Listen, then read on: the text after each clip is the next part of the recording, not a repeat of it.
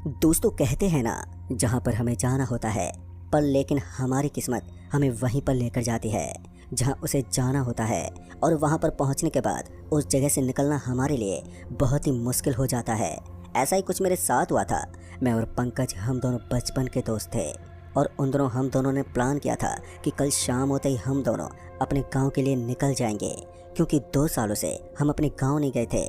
हमने अपने घर में भी बता दिया था, मगर वो लोग हमें रात को आने के लिए मना कर रहे थे। मगर हमें रात का सफ़र बहुत ही ज़्यादा अच्छा लगता है सुबह के मुताबिक, इसलिए हमने तय किया कि हम शाम को 7 बजे निकल जाएंगे।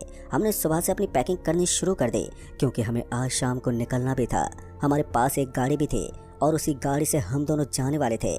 फिर इसके बाद ठीक शाम के 7 बजे हम निकल पड़े अपनी मंजिल की तरफ। हम दोनों उस वक्त बहुत ही खुश थे। वैसे भी गांव जाने की खुशी तो सबको ही होती है।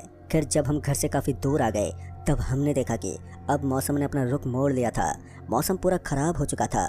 आसमान में बिजली की कड़कड़ाहट हमें साफ साफ सुनाई दे रही थी, जो कि हमें संकेत दे रही थी कि बारिश होने वाली है। पंकज ने कहा कि भाई आज ये बारिश क्या हमारा सारा काम ख़राब कर देगी। जिस पर मैंने उससे कहा, भाई जो गरजते हैं वो बरसते नहीं हैं और जो बरसते हैं वो गरजते नहीं हैं। मेरे ये कहने पर पंकज हंसने लगा। अभी हमारी गाड़ी आगे ही बढ़ रही थी कि तभी पंकज ने मुझे ये कहा कि भाई किसी ढाबे पर गाड़ी को रोक देना, मुझे काफ़ी भूख लग रही है और खाना खाने के बाद हम आगे का सफ़र तय करेंगे। पंकज के ये कहने पर मैंने भी उसे हाँ बोल दिया। तभी थोड़ी दूर जाने के बाद हमें सामने की ओर एक ढाबा दिखा। उस ढाबे के दिखते ही मैंने अपनी गाड़ी को उस ढाबे के पास जाकर रोका। गाड़ी रुकने के बाद हम दोनों गाड़ी से उतरे और ढाबे में खाना खाया। खाना खाने के बाद हम दोनों इस ढाबे से निकल पड़े। हमने अपनी गाड़ी को स्टार्ट किया और आगे की तरफ बढ़ने लगे। अब हम ढाबे से काफ़ी दूर निकल आए थे। हम जिस रास्ते पर थे वो रास्ता वीरान दिख रहा था। उस रोड पर हमें इस वक्त कोई भी गाड़ी या बस हमें दिखाई नहीं दे रही थी। तभी हमने सोचा कि शायद रात काफ़ी होने के कारण गाड़ी का चलन कम हो गया है, इसलिए हमें कोई भी गाड़ी दिखाई नहीं दे रही है। यही सब सोचते हुए हम लोग आगे बढ़े जा रहे थे। बाहर का नज़ारा पूरा पेड़ और झाड़ियों से भरा हुआ था, जो कि दिखने में बहुत ही डरावना लग रहा था। अभी मैं गाड़ी को ड्राइव कर ही रहा था कि तभी हमें बादलों की गड़गड़ाहट फिर से सुनाई दी और इस बार बादलों की गड़गड़ाहट के साथ बारिश भी शुरू हो गई। बारिश को होता देख पंकज बोला, भाई गाड़ी को ठीक से चलाओ क्योंकि बारिश अब बहुत तेज हो रही है। मैंने पंकज को हमें जवाब देते हुए गाड़ी को ड्राइव करे जा रहा था। अभी मैं गाड़ी को ड्राइव ही कर रहा था कि तभी मुझे हमारी गाड़ी के सामने एक बूढ़ा आदमी नजर आया, जो कि बारिश में भीग रहा था। मैंने पंकज से कहा कि अरे यार ये कौन है बूढ़ा आदमी जो कि इतनी रात को इस सन्नाटे भरी रोड पर अकेला घूम रहा है। जिस पर पंकज ने मुझे ये कहते हुए कहा कि गाड़ी को उस बूढ़े आदमी के पास रोक दो। फिर मैंने भी उस बूढ़े आदमी को बारिश में भीगता हुआ देख गाड़ी को उसके पास जाकर रोका और फिर हमने उस आदमी से पूछा, चाचा क्या हुआ, आप बारिश में क्यों भीग रहे हो और आप जा कहाँ पर रहे हो। जिस पर उन्होंने कहा कि बेटा मेरा घर थोड़ा आगे है, मैं वहीं पर जा रहा हूँ। उनके ये कहते ही मैंने उनसे कहा कि आप गाड़ी के अंदर आ जाओ, वैसे भी बारिश काफ़ी तेज़ हो रही है, कहीं आपको कुछ हो ना जाए। हमारे ये कहने पर वो गाड़ी के अंदर आकर बैठ गए। उस बूढ़े आदमी के बैठते मैंने गाड़ी को आगे बढ़ाया और हम लोग अभी आगे बढ़ ही रहे थे कि तभी पंकज ने उस बूढ़े आदमी के हाथों को देखा तो उसने देखा कि उस आदमी के हाथ चले हुए थे और साथ ही उसके पैर भी, जिसे देखकर पंकज ने मुझे बताया कि भाई देख इसकी तो पूरे हाथ पैर चले हुए हैं। जिस पर मैंने कहा शायद इसके साथ कुछ हुआ होगा, और ये बोलकर मैं गाड़ी चलाने में ध्यान देने लगा। और थोड़ी देर के बाद जब उस बूढ़े आदमी ने हमसे कहा कि बस बेटा गाड़ी को यहीं पर रोक दो, उसके इतना कहते ही मैंने गाड़ी को उसी वक्त रोक दिया और वो बूढ़ा आदमी गाड़ी से नीचे उतर गया। जब हमने उसका घर देखा तो वो घर हमें काफ़ी पुराना नजर आया। उस बूढ़े आदमी ने हमें कहा, बेटा बारिश बहुत तेज़ हो रही है, मेरी मानो तो तुम दोनों थोड़ी देर मेरे घर पर रुक जाओ और जब बारिश बंद हो जाएगी तब तुम यहाँ से चले जाना। उस बूढ़े आदमी की बात भी हमें सही लगी, क्योंकि बारिश इतनी तेज़ हो रही थी कि हमारे साथ कुछ भी हो सकता था। इसलिए हम उस बूढ़े आदमी की बात को मानकर उनके साथ घर में चले गए।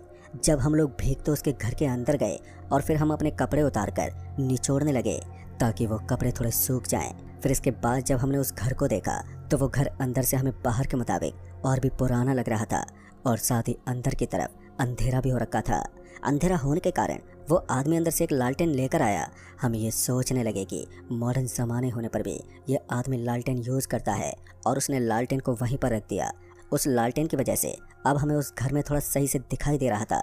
उसके बाद उस बूढ़े आदमी ने हमें ये कहा कि उस रूम के अंदर जाके आराम कर लो, वैसे भी बारिश अभी रुकेगी नहीं। तभी उस बूढ़े आदमी की बात मानकर हम दोनों उस रूम के अंदर चले गए, क्योंकि उस वक्त हमारी आंखों में नींद भरी हुई थी और यही सोचकर हम उस रूम के अंदर चले गए। जब हम उस रूम के अंदर गए तो हमने देखा कि उस रूम की हालत बाहर जैसी नहीं थी, जिस वजह से हम दोनों वहीं जाकर लेट गए और हम दोनों की आंखें कब लग गई हमें पता भी नहीं चला। फिर जब मेरी नींद किसी आवाज़ के चलते खुली तो अचानक ही नींद के खुलते मैं उठा तो आँख खुलते मैं उठ गया और अपनी चारों तरफ देखा तो मैंने पाया कि रूम में तो कोई भी नहीं है। तो ये आवाज़ कहाँ से आई? उस वक्त पंकज सो रहा था। मैंने उसे उठाया नहीं और मैं बारिश को देखने के लिए बाहर गया कि बारिश कम हुई कि नहीं। फिर जब मैं बाहर पहुंचा तो बाहर पहुंचने के बाद मैंने देखा कि बारिश अब बंद हो चुकी थी। बारिश के बंद होते ही मैंने सोचा कि अब हम यहाँ से निकल सकते हैं। यही सोचकर मैं घर के अंदर पंकज को जगाने के लिए जाने लगा और जैसे मैं अपना पहला कदम घर के अंदर रखने ही वाला था कि तभी मुझे मेरे साइड से किसी के चिल्लाने की आवाज़ आई। उस आवाज़ को सुनते ही जैसे मैंने उस तरफ देखा तो मैंने पाया कि वहाँ पर मुझे एक कुआं दिखाई दिया। वो आवाज़ उस कुएं से आ रही थी और उस आवाज़ को सुनकर ऐसा लग रहा था जैसे कोई उस कुएं के अंदर हो। फिर मैं उस कुएं के पास जाने लगा। कुएं के पास जाने के बाद जब मैंने कुएं के अंदर देखा तो मुझे उस कुएं के अंदर कोई दिखाई नहीं दे रहा था और वो आवाज़ भी आनी बंद हो गई।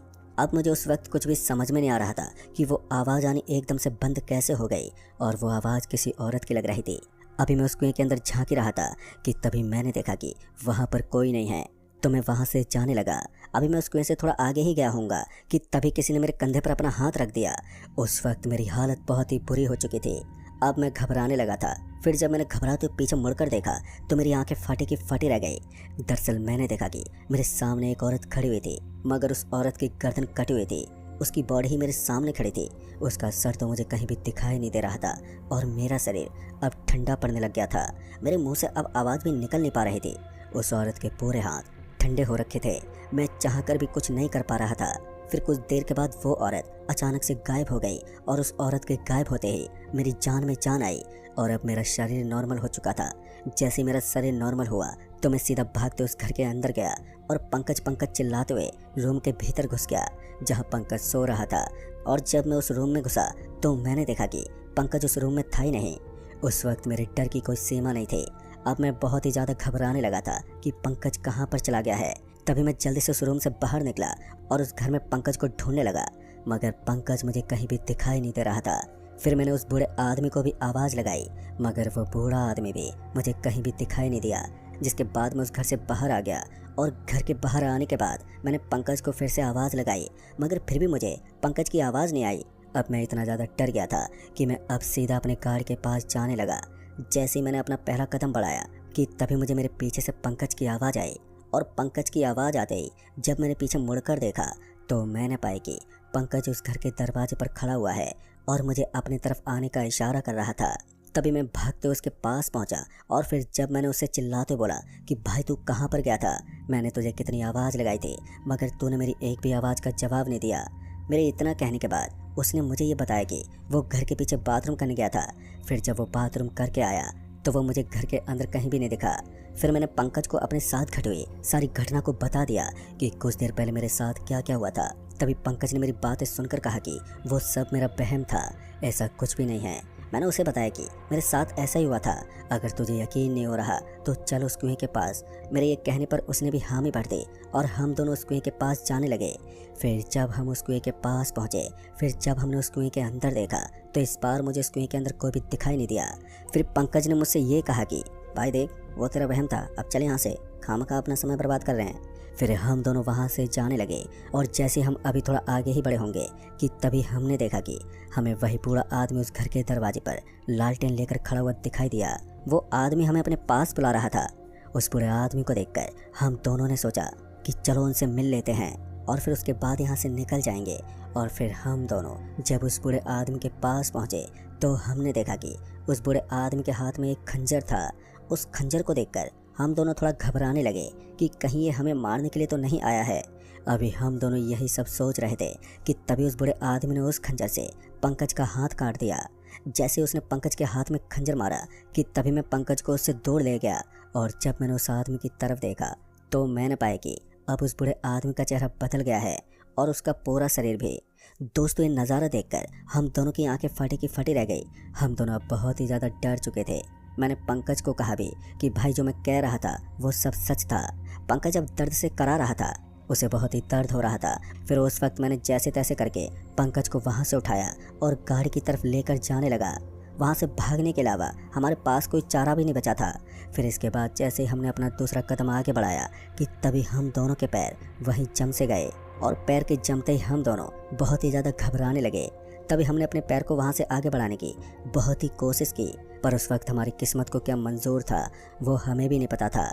अभी हम दोनों वहीं पर खड़े यही सब सोच रहे थे कि तभी मुझे सामने से वही औरत आती हुई दिखाई दी और उस औरत को सामने से आता हुआ देख मैंने पंकज को बताया कि ये वही औरत है जिसका मैं जिक्र कर रहा था। मेरे ये कहने पर पंकज भी उस औरत को देखकर हैरान हो गया। फिर इसके बाद वो औरत हमारी तरफ आने लगी और उस औरत को अपनी तरफ आता देख हम बुरी तरह से डरने लगे। उस समय हम दोनों की कुछ समझ में नहीं आ रहा था कि हम करें तो करें क्या, लेकिन इतने में ही जब हमें पीछे से आवाज़ आई, फिर हमने पीछे मुड़कर देखा तो हमने पाया कि वही बूढ़ा आदमी अब हमारी तरफ आ रहा था और अब हम दोनों बुरी तरह से फंस चुके थे। फिर उसके बाद वो दोनों हमारे और भी करीब आ गए, जिसके कारण अब हम दोनों डर के मारे वहीं पर बेहोश हो गए। फिर इसके बाद जब हमारी आंखें खुली तो हमने पाया कि हम दोनों उस घर के पीछे पड़े हुए हैं। जब हम दोनों उस जगह से उठे और फिर उठकर हमने देखा तो उसे देखकर हमारे पैरों तले ज़मीन खिसक गई। दरअसल हमने देखा कि हमारे सामने उस बूढ़े आदमी और साथ ही उस सिरकटी औरत का मृत शरीर एक छोटे से गड्ढे के अंदर पड़ा हुआ था। उन दोनों की लाश को देखकर हम दोनों ने कैसे भी करके अपने आप को संभाला। अभी मैं उन लाशों की तरफ देख ही रहा था कि तभी पंकज ने मुझे बताया कि अगर हम दोनों इन लोगों की लाश को जला देते हैं तो शायद हम दोनों यहाँ से बचकर जा सकते हैं, क्योंकि जब तक इन भूतों की बॉडी को जलाया नहीं जाता तब तक इनकी रूह भटकती रहती है। और साथ ही पंकज ने मुझे ये भी बताया कि उसे ये सब उसके दादाजी बताते थे, जो कि अब उसके साथ नहीं हैं। फिर इसके बाद मैंने उसकी बात पर हामी भर दी। तभी उसने जल्दी से गाड़ी की बोतल निकाली और बोतल निकालने के बाद गाड़ी से पेट्रोल निकाल लिया और फिर पेट्रोल लेकर वो मेरे पास आया। दोस्तों फिर इसके बाद मैंने उसकी बात पर हामी भर दी और फिर हम दोनों ने मिलकर गाड़ी से पेट्रोल निकालकर उन गड्ढे में पड़ी लाशों को जला दिया, जिसके बाद डरावनी चीखें आ रही थी। उनकी चीख को सुनते ही मेरे पैर कपकपाने लग गए थे। मैं जल्दी से वहां से भागा, जहां से हम दोनों अपनी गाड़ी को स्टार्ट करके तुरंत ही निकल पड़े। और जब गांव पहुंचे तब तक सुबह हो चुकी थी और फिर यही हमारी ज़िंदगी का एक डरावना हादसा बन गया, जो कि हमारे जहन में आज भी बसा हुआ है। तो दोस्तों इस कहानी में बस इतना ही। तब तक के लिए बाय एंड टेक